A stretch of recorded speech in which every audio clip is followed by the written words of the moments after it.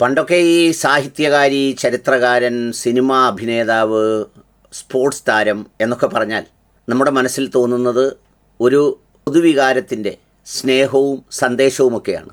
എന്നാൽ ഇന്ദിരയെ പോലെയുള്ള സാഹിത്യകാരി സമൂഹത്തിൽ നിറഞ്ഞാടിയിട്ടും യാതൊരു പരിക്കുമേൽക്കാതെ ഒരു നിയമപരമായ പ്രക്രിയയ്ക്കും വിധേയമാകാതെ തുടരുമ്പോൾ കൂടുതൽ ആവേശത്തോടെ അവർ പറയുന്നതിൽ ഒട്ടും അത്ഭുതമില്ല. സാക്ഷാൽ KR ഇന്ദിരയെക്കുറിച്ചാണ് ഞാൻ പറയുന്നത്. KR ഇന്ദിരയെ നിങ്ങൾക്ക് പരിചയമുണ്ടാവും. പണ്ട് 2019-ലോ 18-ലോ മറ്റോ ആണ് ഈ പൈപ്പിലൂടെ വരുന്ന വെള്ളത്തിൽ ഗർഭനിരോധനത്തിൻ്റെ ഗുളിക കലക്കി വിട്ടാൽ ഈ പ്രസവം നിയന്ത്രിക്കുന്നതിന് വേണ്ടിയുള്ള ഒരാധുനിക ഉപാധി അതൊരു സമുദായത്തിൻ്റെ മേൽ ചാർത്തിക്കൊടുത്ത് വലിയ മിടുക്കിയും കേമിയുമായ ആളാണ്. പൊതുവിൽ ഈ പൈപ്പ് വെള്ളം ഇത്തരം കാര്യങ്ങൾക്ക് ഉപയോഗിക്കുന്നു എന്നുള്ളത് നമുക്ക് വലുതായി അറിഞ്ഞുകൂടാത്തതാണ്. സാധാരണ മനുഷ്യർക്കാർക്കും അറിഞ്ഞുകൂടാത്തതാണ്.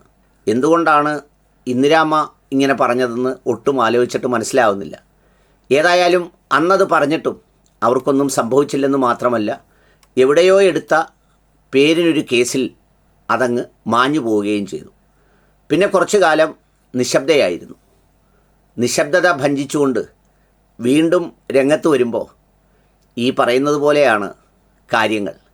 അങ്ങനെയുള്ളവരുടെ നിശബ്ദത എന്തെങ്കിലും മനസ്താപത്തിൻ്റെയോ മനംമാറ്റത്തിൻ്റെയോ സംഗതിയല്ല. അങ്ങനെ മാറാത്തവർക്ക് മാറുന്നതിന് വേണ്ടിയാണ് ശിക്ഷാ നിയമങ്ങളും അത്തരം കാര്യങ്ങളും അതിൻ്റെ പ്രക്രിയയുമൊക്കെ ഉള്ളത്. ഇപ്പോൾ പുതിയ കണ്ടെത്തൽ, ആയുധമെടുക്കാനും ആഞ്ഞുവെട്ടാനും പഠിക്കണം ഹിന്ദുക്കൾ, നാമജപ ഘോഷയാത്ര നടത്താൻ പഠിച്ചാൽ പോരാ എന്നാണ്. എന്നുവെച്ചാൽ ആഞ്ഞു വെട്ടണം, അതുപോലെ തന്നെ ആയുധമെടുക്കണം. ഇതാണ് ആവശ്യം. എവിടെ? കേരളത്തിൽ. ആരാണ്? ഹിന്ദുക്കൾ. എന്തിനാണ് ആയുധമെടുക്കുന്നതും എവിടെയാണ് ആഞ്ഞു വെട്ടുന്നതും? അത് നമ്മുടെ നിയമപ്രക്രിയ പരിശോധിക്കുമ്പോൾ എവിടെയാണെന്ന് പറഞ്ഞില്ല എന്ന ഒഴിവ് കണ്ടെത്താമെങ്കിലും പറഞ്ഞ അവർക്കും കേൾക്കുന്ന അരിയാഹാരം കഴിക്കുന്നവർക്കും എല്ലാം മനസ്സിലാവും. കേരളത്തിലാണ് പറയുന്നത്. ഇതുകൊണ്ട് എന്ത് നേട്ടമാണ്?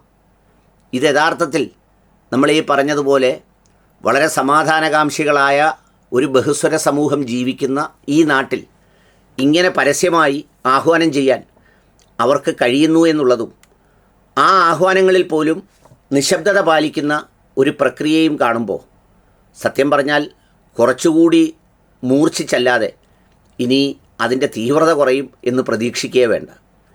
ഏതായാലും ഈ കമൻറ്റ് പ്രത്യക്ഷപ്പെട്ടതോടെ സമൂഹത്തിലെ വ്യത്യസ്തമായ ആളുകൾ അതിനോട് പ്രതികരിക്കുന്നുണ്ട്.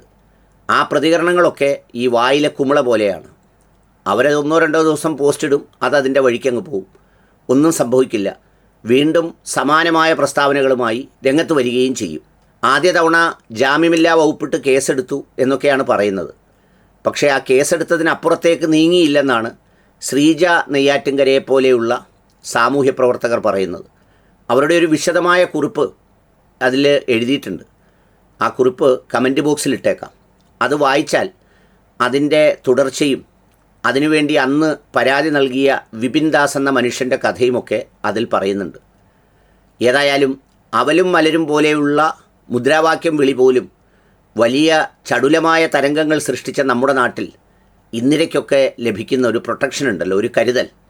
ആ കരുതലാണ് യഥാർത്ഥത്തിൽ നമ്മളെ ഭയപ്പെടുത്തുന്നത്. ഇത്തരം മനസ്സുള്ള വിഷജന്തുക്കൾ ഒരുപാട് നമ്മുടെ കൂട്ടത്തിൽ ഉണ്ടാവാം.